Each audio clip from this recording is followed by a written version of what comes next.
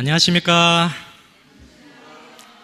복되고 즐거운 안식일 옆에 분들과 인사를 나누어 보겠습니다. 일주일 동안 보고 싶었습니다 하고 인사하겠습니다. 보고 싶었습니다.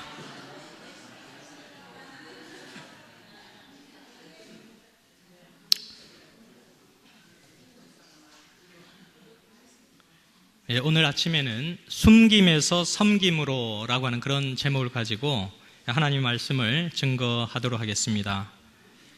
성경 본문 창세기 3장 8절에 있는 말씀을 보시도록 하겠습니다.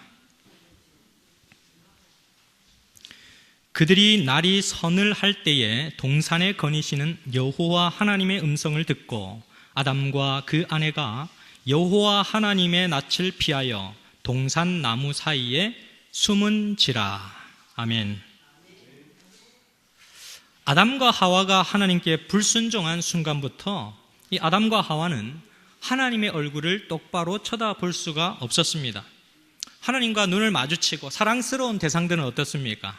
서로가 눈을 마주치고 얼굴을 같이 보고 행복해하는 그런 미소와 감정의 교환들이 이루어지는데 어느 순간부터 하나님의 얼굴을 좀 잘 못 보는 것입니다. 그래서 최초에 자기 자신을 하나님으로부터 감추이고 숨기는 사람들이 나타나게 됐습니다. 그 사람들이 바로 이 아담과 하와라고 하는 사람들인데 이 인류의 비극은 여기서부터 시작이 되었습니다. 그때부터 사람들은 변명하고 방어하고 둘러대고 거짓말하고 숨기는 일을 끊임없이 이어져 오는 그런 세상의 아픈 역사들이 시작되게 된 것입니다. 그래서 이때부터 이 아담과 하와는 하나님의 의의 옷을 잃어버리게 되었는데 이 의의 옷을 잃어버린 것보다 더 심각한 것은 하나님을 두려워하기 시작했다는 것입니다. 하나님은 아담과 하와를 끔찍히도 사랑하시는데 그래서 한순간 아담과 하와의 처음 눈을 뜰 때부터 잠자리에 들기까지 아담과 하와를 보고 싶은데 생후 태어난 1개월, 2개월 된 아기들을 바라보는 엄마의 모습을 한번 상상해 보세요. 눈을 반짝반짝 뜨고 엄마를 바라보는 아기를 보면 얼마나 귀엽고 흐뭇하고 행복합니까? 그죠? 아이가 잠들 때까지 이 아이가 잠드는 순간까지 새근새근 소리를 내는 순간까지 그 아이를 바라보는 어미의 마음은 너무너무 행복한 거예요. 그런데 이 아담과 하와가 계속해서 눈을 피하고 자신을 숨기는 모습이 보여지는 것입니다. 그때의 하나님의 심정을 여러분 한번 생각해 보세요. 끊임없이 다가서는 하나님의 마음속에 끊임없이 도망하고 자신을 숨기는 아담과 하와의 모습을 한번 생각해 보시기를 바랍니다. 현대인들이 앓고 있는 질병 가운데 스마일 마스크 증후군이라는 게 있습니다.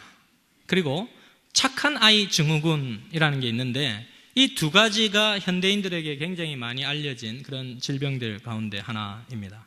특별히 이 스마일 마스크 증후군은 그 서비스업에 종사하는 사람들이 많이 걸린다고 합니다. 그러니까 서비스업에 종사를 하다 보면 사람들에게 친절하고 밝고 환한 분위기를 전달해 줘야 되기 때문에 이 사람들은 직업적으로 늘 미소가 환하고 친절하고 환한 모습을 사람들에게 상품화해서 보여줘야 하는 사람들인 것입니다. 자신의 마음의 상태와는 상관없이 자기가 힘들고 어렵고 괴로워도 늘 웃으면서 즐겁고 친절한 모습을 보여주는 것이 직업적으로 이 서비스업에 종사하는 사람들의 모습인데 이런 분들이 실제적으로 이런 스마일 마스크 증후군에 많이 걸린다라고 하는 것입니다. 그런데 이런 것들이 사실은 크리스찬들에게도 많이 나타나요. 크리스찬들도 좀 그런 분들이 많이 있지 않습니까? 그죠? 그래서 늘 행복하고 즐겁고 쾌활한 것처럼 우리는 살아갑니다. 그런데 또 한쪽의 내면에서는 늘 힘들고 어둡고 무거운 짐들도 항상 있습니다.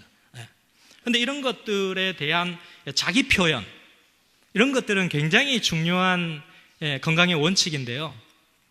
그런 것들에 대한 잘못된 이해를 갖게 되면 우리는 이렇게 살 수도 있다는 것이죠. 그 다음에 이제 목회자 가정이라든지 또 어떤 종교적인 지도자의 가정, 이런 분들이 아주 이런 부분들에 많이 어려움을 겪고 있는 경우들이 참 많이 있습니다.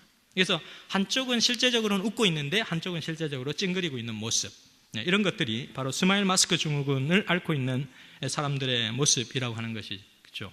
그래서 실제로는 찡그리고 화가 나고 슬픈데 웃는 얼굴로 마치 가면을 쓴 것처럼 살아가는 우리의 인생, 그것이 죄를 지은 아담과 하와로부터 계속해서 이어져 오는 인류의 아픔이 되어지고 있다는 것입니다. 이런 사람들은 매우 외형과 외모는 밝고 활동적인 것처럼 보이지만 비관적이고 부정적인 가치관을 가진 경우가 참 많다라고 하는 것이죠. 그래서 흔히들 여러분들이 TV에서 보는 코미디언들이나 유명 배우나 가수들에게서도 이런 현상들이 많이 나타나요. 그래서 그 내면의 격차와 외면의 격차를 줄이지 못해서 큰 마음의 질병들을 앓고 살아가는 경우들이 많다라고 하는 것입니다. 이런 사람들의 특징은 뭐냐면 항상 스스로 실패자라고 생각을 한다는 것이죠. 미래에 대해서 비관적인 생각이 들고 자꾸만 죄책감이 들고 또 자꾸만 어떤 일이 일어나면 내하고는 아무런 상관이 없는 일인데도 그 어떤 일들이 외부에서 일어난 일도 자꾸만 내 잘못인 것처럼 생각이 들고 그런 것들이 생겨나게 되는 것이죠. 그래서 자기 자신에 대해서도 실망스럽고 의욕이 없고 자신감이 떨어지는 그런 일들이 발생되어진다고 하는 것입니다. 그 다음에 이 착한 아이 증후군도 있는데요. 이 착한 아이 증후군도 비슷해요. 비슷한 모습을 보이는데 보면은 되게 밝고 명랑한 것처럼 보입니다. 그런데 이 세 명이서 핸드폰을 같이 막 하다가 이 두 아이가 같이 하고 하나에는 밀려 있어요. 하나에는 이 핸드폰의 시각 범위에서 좀 벗어나 있습니다. 그런데도 얘는 짜증을 내지 않고 웃으면서 같이 보는데 나도 좀 보자 하면서 막 낑기려고 노력을 하고 있죠. 이런 아이의 케이스, 이런 경우 착한 아이 증후군입니다. 두 번째, 작은 것도 양보하기 위해서 매우 노력하는 스타일. 다른 사람의 부탁을 거절하지 못하고 무조건 예스입니다. 다른 사람의 일을 먼저 해결해 주기 위해서 자신의 일이 손해를 보면서까지라도 그것을 미루어 가면서까지 그걸 막 해주려고 하는 그런 모습. 자기 숙제도 다 못했는데 동생의 숙제를 도와주기 위해서 자기 숙제를 밀어넣고 도와주다가 나중에 선생님한테 혼나는 스타일. 이런 경우에는 아주 착하게 보이지만 실제로는 자신의 할 일과 책임을 다하지 못하는 그런 상황들이 다반사로 표출되어지게 되어 있습니다. 그리고 이제 두 아이가 싸웠습니다. 싸웠는데 엄마 아빠가 굉장히 화가 나 있어요. 두 아이가 싸운 것 때문에 부모님이 화가 나 있어요. 그렇기 때문에 이 아이는 엄마가 아빠가 우리가 싸운 것 때문에 엄마 아빠가 굉장히 화를 내시니까 자신이 잘못하지 않는데도 불구하고 그것을 사과하게 되는 일들이 발생한다는 것이죠. 착한 아이 증후군입니다. 그 다음 네 번째는 뭐냐면 규칙을 지키기 위해서 과다하게 노력을 해요. 엄격한 절제 또 엄중한 그 훈육, 규율 이런 거에 의해서 내면이 자유롭게 뭔가를 결정하고 따르고 해야 되는데 그것에 억눌려 가지고 마지못해 그냥 나는 착한 아이로 보이고 싶어서 그리고 나는 또 스마일맨으로 보이고 싶어서 밝고 화창하고 좋으신 분들이다. 그리고 저분은 참 착하고 매너 있고 좋으시다. 이렇게 느끼도록 하기 위해서 내 내면의 어떤 표현력을 감춘다는 것이죠. 그런 것들이 일어나게 된다고 하는 것입니다. 그래서 이 착한 아이 증후군으로 보면 의사결정을 잘 못하는 것입니다. 뭔가 정확하게 내가 어떤 것을 결정해야 되는데 지금 제가 화장실을 가도 될까요? 안 될까요? 화장실 가고 싶으면 가야 되는데 내가 지금 화장실을 가도 될까요? 가지 말까요? 그래서 대문은 열어놓을까요? 닫아놓을까요? 아주 사소한 일들 속에서도 자기 자신이 결정을 하지 못하고 누군가의 눈치를 살피는 일들이 발생하게 된다는 것입니다. 그리고 어떤 사람이 나에게 부탁을 했는데 그것을 못 들어주면 미안한 마음이 들어요. 좀 이것 좀 도와주세요. 이것 좀 해주세요. 막 부탁을 했는데 내가 사정상 저는 오늘 누구와의 약속이 있어갖고 죄송합니다. 이렇게 됐는데 그냥 보통 사람들은 그냥 그렇게 스케줄이 있어가지고 그렇게 못 도와주게 되셨구나. 그냥 그렇게 생각하면 끝인데 이 사람은 굉장히 양심의 가책을 가지고 미안해서 어떡하지? 내가 부탁을 들어줬어야 되는데 부탁을 안 들어줘서 저 사람은 어떻게 될까? 막 이렇게 생각을 하게 된다고 하는 것이죠. 그리고 이 사람은 나쁜 기분을 겉으로 잘 드러내질 않습니다. 그래서 쉽게 상처를 받고 상대방이 화를 내면 대처를 못해요. 굉장히 속으로 막 곪고 막 화가 나고 그러는데도 대응을 못해. 그래서 눈치를 많이 보게 되고 할 말을 못해서 답답하게 되고 항상 손해보는 느낌을 마음속에 갖게 되는 그러한 사람들이 착한 아이 증후군에 속한 사람들의 모습입니다. 그런데 이것들이 그렇게 끝나면 좋은데 그렇게 끝나지를 않아요. 사람이라는 게 하나님께서 만들어 놓으신 이 자유의지와 선택력을 가진 사람은 그렇게 살도록 창조되지를 않았어요. 그래서 그런 사람들의 마음 가운데서는 항상 부정적인 감정과 표현들이 축적되어지게 되어 있습니다. 그래서 이 아담과 하와에서부터 우리는 이런 마음의 상처가 속에서부터 시작되어지는 그런 경험들을 하게 되고요. 자꾸만 자신의 원래의 감정과 본 모습은 숨기게 되는 것이죠. 사실은 내가 이거 하기 싫어. 정말 하기 싫은데 엄마가 강요하고 아빠가 강요하기 때문에 굳이 이것을 하면서 나는 착한 아이로 보여져야만 돼. 네. 그래서 그 길을 가기 때문에 나는 행복하지가 않은 거예요. 늘 아이는 착하다, 좋다, 이렇게 칭찬을 받는데 항상 나는 괴로운 거예요. 힘들고. 네. 그런 과정. 그래서 마침내는 이런 증후군에 있는 사람들은 일시적이고 어느 정도의 시간들 가운데에서는 다른 사람의 평판과 이런 것들이 굉장히 좋아요. 좋은데 어느 정도 시간이 흘러서 이런 것들이 증후군으로 되고 이것이 나중에 우울증으로 이어지면서 내면에 깊은 상처를 줘서 그 자신이 스스로 그 내면의 감정을 극복하지 못할 수준이 되면은 이 사람은 자기 자신도 잃어버릴 뿐만 아니라 하나님과의 관계도 멀어질 가능성이 매우 높다는 것입니다. 그래서 이렇게 살아가는 불쌍한 아담과 하와의 후손들을 위해서 하나님께서 계획하신 게 뭔지 아십니까, 여러분? 너무너무 안타깝잖아요. 그죠? 그런 사람들의 인생을 위해서 하나님께서 만드신 것이 바로 가죽옷입니다. 가죽옷. 제가 중3 때 독서실에서 공부를 하고 오다가 교통사고를 당해서 병원에 입원해서 그 충격 때문에 너무 공포스러워가지고 무언가 시커먼 것이 그냥 쾅 하면서 내 머리를 내리치는 듯한 그 싸늘한 그 차가운 그리고 공포스러운 그 느낌이 계속해서 제가 병원에 누워있는 동안 너무너무 공포스러워서 내 스스로 그것을 제어하지 못해서 입이 달달달달달 떨리면서 몸이 계속 들들 떨리면서 공포 속에 잠을 자지 못하고 있었는데 그때 어머니께서 오셔서 입고 오신 파카를 새벽 3시경에 파카를 벗어서 이렇게 따뜻하게 덮어주시니까 그 이불을 덮고 병원의 이불을 덮고 있어도 떨리지 않고 멈추지 않았던 그것이 사르르 편안함이 오면서 사르르 모든 떨림과 두려움이 사라지면서 눈을 감고 잠을 이룰 수 있었던 그 기억이 아직도 제 인생에서 떠나지 않아요. 그 기억이. 여호와 하나님께서 그런 두려움과 떨림 속에 있는 사람을 찾아와서 가죽옷을 덮어주시는 하나님의 은혜가 거기에 숨겨져 있는 것입니다. 하나님께서 아담과 하와에게 찾아서 물었어요. 너 거기서 뭐하냐? 숨어 있으니까. 너 거기서 뭐하냐? 그랬더니 하나님, 제가 벗어서 부끄러워서 이렇게 숨었습니다. 하나님께서 말씀하셨어요. 너 보고 누가 벗었다고 하더냐? 아무도 아담과 하와가 처음 창조됐을 때 그 벗은 것을 보는 사람이 아무도 없었거든요. 근데 아담과 하와는 내가 벗었으므로 부끄러워서 이렇게 숨었습니다. 이렇게 얘기를 하고 있어요. 네. 아무도 자기를 보는 사람이 없어. 근데 자신은 부끄러워하고 누군가로부터 숨고자 하는 그런 마음들이 생겨나게 된다는 것이. 그래서 그들은 그들의 지은 죄로 인하여서 양심에서 들려오는 그 소리로 인하여서 부끄러움과 수치와 두려움을 느끼면서 떨고 있는 것입니다. 그때 하나님께서 가까이 다가오셔서 가죽옷을 내미시면서 이 옷을 입어라. 이 옷을 입고 그 모든 두려움과 걱정과 근심에서 해방되어라 라고 하는 하나님의 따뜻한 제안이 여기에 주어져 있는 것입니다. 창세기 3장 21절에 여호와 하나님이 아담과 그의 아내를 위하여 가죽 옷을 지어 입히시니라 이렇게 기록을 하고 있습니다. 인생의 전환점이 왔을 때 우리는 반드시 한 번쯤은 내 인생의 속도에서 멈추어 서야만 하는 때가 있습니다. 내 인생에 있어서 어떤 방향의 전환이 필요한 어떤 때가 오면 그때는 반드시 멈추어 서야 합니다.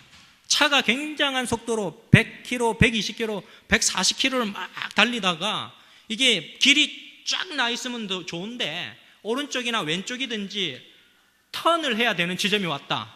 그럼 어떻습니까? 속도를 싹 낮춰버려야지 방향 전환을 할 수가 있는 것입니다. 그 속도 그대를 가지고서 이 턴되어진 오른쪽이든 왼쪽이든 그걸 그대로 돌려고 한번 해보십시오. 그것은 완전히 차가 뒤집어지고 마는 결과가 오게 된다고 하는 것입니다.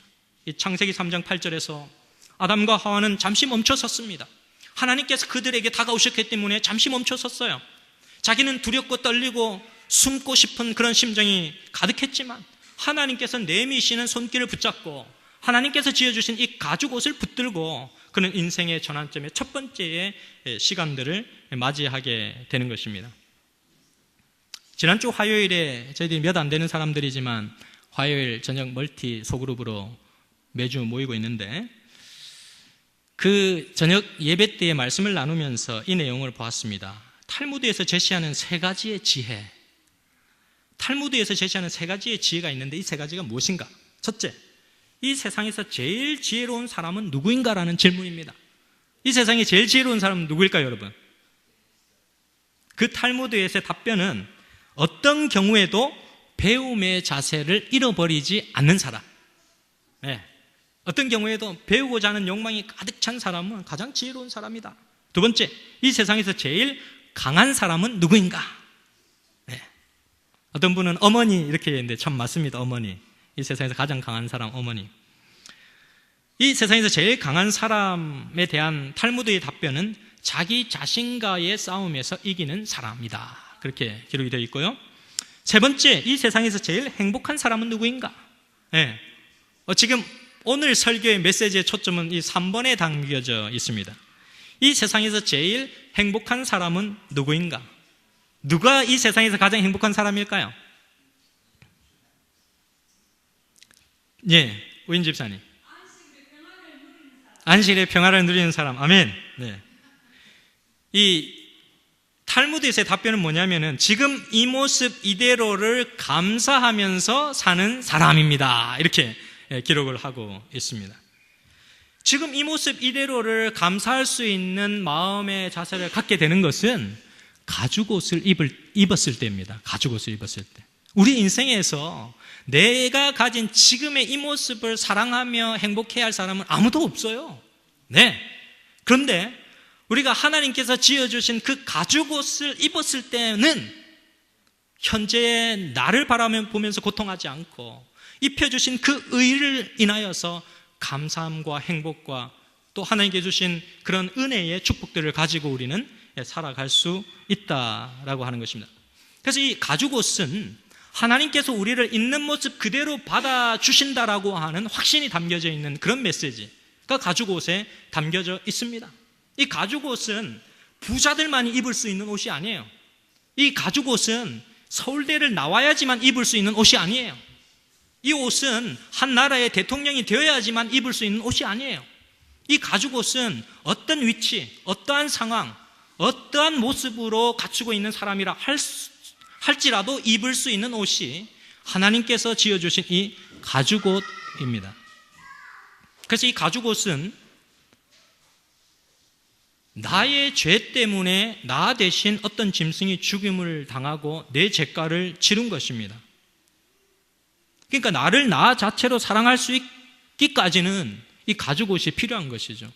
가죽옷이 덮여지기 전까지는 내가 내 자신의 모습을 그대로 사랑할 수가 없어. 네, 이 증후군에 걸린 사람들은. 그래서 내 모습이 항상 실패자라고 생각이 되어들고 항상 아프고 즐겁고 고통스럽고 자신감이 없는 것입니다. 그런데 그 가죽옷이 나를 덮어주신 그 은혜를 생각하면 우리는 나 자신의 있는 모습 그대로를 가치 있게 생각할 수 있다라고 하는 것이죠. 이 이어령 씨는 그 전 문화부 장관이셨죠. 이분은 딸이 목사님이었고 딸의 전도를 받아 그리스도인이 됐지만 이분은 딸의 전도와 동시에 제7 안식일 예수 재림교회가 보내주는 시조, 여러분들 우리 4월에서 6월달 사이에 시조 혼납하죠. 그 시조를 받으시고 계속해서 그리스도인의 삶에 대한 감동을 받았던 사람입니다. 그래서 저희 시조사 100주년 기념 행사를 하실 때도 축사를 써주시고 그렇게 하셨던 분이신데요. 이분이 쓴 글에 의하면 지금 전달되어지는 메시지에 참 적합한 글이 적혀져 있습니다. 나에게 보내는 이야기, 너에게 보내는 이야기가 아니라 나에게 보내는 이야기. 너무 잘하려 하지 말라 하네. 이미 살고 있음이 이긴 것이므로 너무 슬퍼하지 말라 하네. 삶은 슬픔도 아름다운 기억으로 돌려주므로 너무 고집부리지 말라 하네. 사람의 마음과 생각은 늘 변하는 것이므로 너무 욕심부리지 말라 하네. 사람이 살아가는데 그다지 많은 것이 필요치 않으므로 너무 연연해하지 말라 하네. 죽을 것 같은 사람이 간자리에 또 소중한 사람이 오므로 너무 미안해하지 말라 하네. 우리 모두는 누구나 실수하는 불완전한 존재이므로 너무 뒤돌아보지 말라 하네. 지나간 날보다 앞으로 살 날이 더 의미 있으므로 너무 받으려 하지 말라 하네. 살다 보면 주는 것이 받는 것보다 기쁨으로 너무 조급해 하지 말라 하네. 천천히 가도 얼마든지 먼저 도착할 수 있으므로. 이렇게 그의 글을 써주게 되었는데요. 하나님께서는 우리에게 가죽옷을 주시고 그 가죽옷을 입혀주심으로 인하여 내가 착해서 구원받으려고 하는 그것을 그만두시도록 하셨습니다. 네? 내가 착해져서 구원받으려고 하는 것은 헛된 거예요.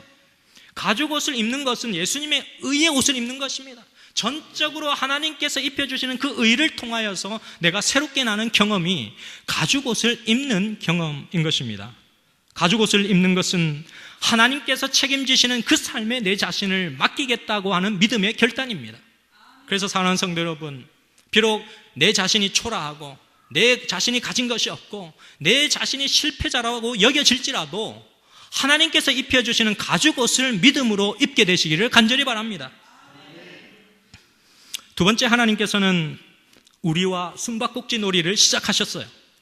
우리는 계속 숨어, 하나님은 찾고 싶은데 이거는 그냥 찾아다니면은 마치 경찰이나 검사가 죄 지은 사람을 잡으려고 하는 것처럼 느껴지기 때문에 하나님은 우리의 심정을 이해하셔갖고 마치 숨바꼭질 놀이를 하는 것처럼 하나님께서는 우리에게 다가오시는 거예요. 누가복음 8장 17절을 보면 숨은 것이 장차 드러나지 아니할 것이 없고 감추인 것이 장차 알려지고 나타나지 아니할 것이 없느니라, 이렇게 기록을 하고 있습니다. 숨겨진 것은 반드시 나타난다고 하는 원리를 가지고 하나님은 사람에게 찾아오십니다. 아이들의 유아 교육에 관한 책들을 읽어보면 대상 영속성이라고 하는 것이 있습니다. 대상 영속성에 관한 게 처음 태어나서부터 한 2살 정도에 이르기까지 아이들의 감각 운동기 동안에 형성되어지는 어떤 인지 발달 개념 중에 하나가 바로 이 대상 영속성인데요. 이 대상 영속성은 여러분들이 다 해보신 겁니다. 다. 어렸을 때 아이들의 눈을 이렇게 감기고 또 혹은 아버지 어머니가 눈을 딱 감겼더니 아빠 엄마 없다 이렇게 한 다음에 딱 한 다음에 아빠 있다 이렇게 하는 거예요. 그러면 아이들이 까르르 하고 웃죠. 그런 거. 그리고 어디에 숨었다가 없다 했다가 또 딱 나타나면서 있다. 이거를 이제 계속 반복하는 것입니다. 그러면은 그 아이들도, 그 조그만 아이들도 그걸 따라해요. 아, 누구는 없다, 뭐, 이름이 은지다 그러면 은지 없다 하면서 가리고, 있다 하면서 이렇게 그런, 인지교육, 사람의 존재의 실체에 관해서 있다, 없다에 관한 인지력을 그때 형성하게 되는 것입니다. 그런데 이것은 아무것도 아닌 것 같지만 이 숨바꼭질 놀이는 굉장히 놀라운 아이들이 자라나면서부터 형성되어지는 내면에 있어서 굉장히 중요한 신뢰적 관계를 형성하는 데 굉장히 중요한 힘이 숨겨져 있다고 하는 것입니다. 그래서 이것은 믿음과 신뢰를 형성할 때 어떤 대상이 딱 가리면 없다고 느껴지는데 실제로는 있다라는 것을 인식하는 과정이에요. 네. 가려진 것이 없다라고 생각이 되어서 가려지면 없는 것처럼 보여지지만 실제로는 이런 반복적인 교육을 통하여서 이 아이가 잠시 후에 이것을 거치면은 저 뒤에는 아빠와 엄마가 있다라는 사실을 인식하는 과정입니다. 그래서 이 대상 영속성은 굉장히 아이의 두뇌 발달과 신뢰감 증진에 굉장히 유익한 그런 프로그램 중에 하나라고 하는 것입니다. 하나님은 이 놀이를 시작하셨어요. 절망과 갈등 가운데서 정말 자신의 죄책감 때문에 하나님 앞에 눈을 들지 못하고 숨고 있는 그런 우리들에게 하나님께서는 이 숨바꼭질 놀이를 시작하셨어요. 믿음과 신뢰를 심어주시기 위하여 정말 어둠 가운데서 하나님이 없는 것처럼 느껴지는 우리에게 하나님이 있다라고 숨바꼭질 놀이를 하나님 해주시는 것입니다. 베드로전서 3장 4절에 보시면 오직 마음에 숨은 사람을 온유하고 안정한 심령에 썩지 아니할 것으로 하라. 이는 하나님 앞에 어떤 것이다? 값진 것이라. 정말 그래서 우리가 힘들고 어려울 때 하나님과 숨바꼭질 놀이를 좀 많이 하시기 바랍니다. 지금은 잘 보이지 않아요. 지금은 하나님의 뜻이 잘 나타나지 않아. 도저히 하나님께서 어디 숨어 있는지 찾지를 못해. 그러나 언젠가는 하나님께서 반드시 이 눈을 가렸던 눈을 펼치시고 내 앞에 똑똑히 나타나서 환한 미소를 나에게 주시리라는 확신을 가지시고 하나님과 함께 믿음의 숨바꼭질 놀이를 진행해 나가시기를 간절히 바라겠습니다. 세 번째, 하나님께서는 그 숨김을 섬김으로 바꾸어 놓으셨습니다. 고린도전서 14장 25절의 말씀에 보면 그 마음에 숨은 일이 드러나게 되므로 엎드려 하나님께 경배하며 하나님이 참으로 너희 가운데 계시다 전파하리라. 아멘. 사람의 마음에 숨겨진 것이 드러나면은 사람은 힘들고 두렵고 놀라야 되는데 여기에 있는 대상은 하나님께 경배하고 하나님 참되다라고 하면서 막 하나님께 찬양하는 예배의 모습, 경배의 모습이 여기에 나타나 있습니다. 어떤 사람일까요? 가죽옷을 입은 사람입니다. 하나님께서 입혀주시는 그 의의 옷, 은혜의 옷, 믿음의 옷, 그것을 입은 사람은 하나님께 경배하며 하나님을 참으로 찬양할 수 있다라고 성경은 기록하고 있다는 것입니다. 그래서 우리는 사실 숨김의 인생이지만 섬김의 인생으로 바꾸어 놓으시는 분이 하나님이시라는 사실을 보게 되면서 정말로 나를 죄의 근원으로부터 나를 자유케 하신 그 하나님을 기대하시는 여러분과 제가 되시기를 간절히 바라겠습니다. 예수 그리스도께서는 이렇게 우리를 바꾸어 놓으실 수 있는 분이 바로 예수 그리스도이시라는 사실입니다. 그래서 여러분 자신에 대하여서 당당한 마음을 좀 가지시기를 바랍니다. 네. 나는 죄인이야. 나는 부족해. 나는 항상 빚진 사람이야. 이런 어떤 죄책감의 연속으로 형성된 그런 모습보다는 그래 맞아 나 그렇지만 하나님께서 나를 붙들어 주시고 하나님께서 나를 용서해 주시고 하나님께서 나의 손을 아직도 붙들고 계시잖아 라고 하는 그런 당당함을 갖게 되시기를 간절히 바랍니다. 여기 보시면 모든 사람이 다 너를 좋아할 수는 없다. 너도 싫은 사람이 있듯이 누군가가 너를 이유 없이 싫어할 수 있다. 그렇다고 해서 네가 달라지는 것은 아니다. 그런 상황도 받아들일 수 있어야 한다. 항상 너는 너로서 당당하게 살아가야 한다. 이렇게 나의 선택이라는 글을 쓰고 있는데요. 하나님께서 우리에게 주신 이 가죽옷을 입은 사람은 이렇게 당당할 필요가 있습니다. 하나님께서 주신 이 은혜를 생각하면 우리에게 있는 것들을 내 자신의 상황에서 탈피할 필요가 있는 거예요. 계속해서 나는 모두에게 사랑을 받고 나는 모두에게 인정을 받고 내가 모두에게 찬사를 받는 인생으로 살고 싶은 것은 착한 증후군이에요. 그렇게 사시면 힘들어요. 너무 인생이. 그래서 어떤 사람은 나를 좀 미워할 수도 있고 어떤 사람은 나를 좀 칭찬해 줄 수도 있고 어떤 사람은 나에게 과격한 말을 할 수도 있고 어떤 사람은 나에게 좀 더 친절하고 좋은 말을 해줄 수도 있다. 그렇게 생각을 하시는 것입니다. 서정훈 합회의 최영규 목사님이라는 분께서 서정훈 합회장을 거치셨는데 그분께서 아프리카 선교 활동을 가셨는데 짐바브웨라는 곳으로 선교 활동을 가셨습니다. 그분께서 예수님의 말씀을 전하기 위해서 많은 사람들을 찾았는데 눈길이 닿는 곳마다 온통 가난과 배고픔과 쪼들림과 부족함 이런 것들만이 느껴지는 장소였다고 합니다. 그래서 그 속에서 그곳에서 전도회를 열고 설교 말씀을 증거하시는 중에 가만히 말씀을 막 외치시고 있으시는데 보니까 청중 중에 아주 더럽고 더러운 옷을 입고 냄새나는 한 장님, 앞이 보이지 않는 한 장님이 보이는 거예요. 그래서 그런 사람도 하나님의 말씀을 듣고 있는 것이 감격스러워서 목사님께서 말씀 도중에 하나님의 말씀을 막 전하다가 말씀 도중에 앞으로 좀 나오시라고 그렇게 앞으로 세우시고서는 그의 찢어지고 더럽고 냄새나는 옷을 하나씩 벗겨주시는 거예요. 벗기시면서 자기가 입고 있던 이 양복 옷을 벗으시는 거예요. 이렇게 하나씩 양복을 벗으시고서는, 그리고 넥타이도 벗으시고서는 그 벗으신 옷을 또 다시 그 벗은 냄새나는 사람의 옷에다가 입혀주시는 거예요. 입혀주시고 나중에는 구두와 양말까지 모두 벗어서 입혀주셨습니다. 그리고는 청중들에게 그렇게 얘기를 하였습니다. 예수님께서 우리의 죄의 누더기를 다 벗기시고 정말로 값 없는 우리들을 위해서 주님께서는 사랑으로, 구원으로 그분의 십자가의 의의 옷을 우리에게 이렇게 입혀주셨습니다. 그것이 아니었다면 우리는 새롭게 살 수가 없었습니다. 그렇게 그가 외쳤을 때에 거기에 모으는 수많은 이 아프리카 사람들이 하얀 이를 드러내면서 할렐루야 이렇게 외쳤다고 하는 기록이 이 마라나타 선교지 잡지에 적힌 것을 제가 읽어보게 되었습니다. 최근에 한 잡지사에서 독자들을 대상으로 일상생활에서 오는 나쁜 감정들을 어떻게 처리할 것인가를 묻는 의견 조사를 한 일이 있습니다. 화면이 지금 안 나오게 되는데요. 자, 말씀만 들으십시오. 지금 제가 이걸 건드렸는데 잘 안 들어오는 것 같습니다. 속이 상할 때 어떻게 하는가?